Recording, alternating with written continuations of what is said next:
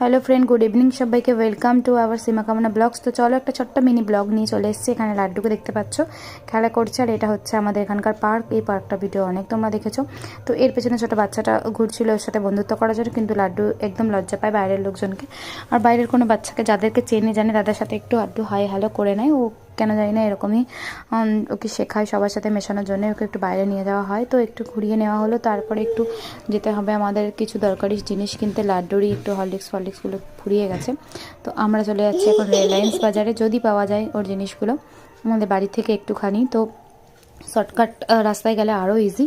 তো আমরা চলে এসেছি বাজারে। তো আমরা ভাবলাম ওখানে গিয়ে লাড্ডু জিনিসগুলো ফুরিয়ে গেছে যেহেতু, সেগুলো নিয়ে নেওয়া হোক। তো সেই সময়টা না মানে একদম বারিশ ওয়েদার ছিল।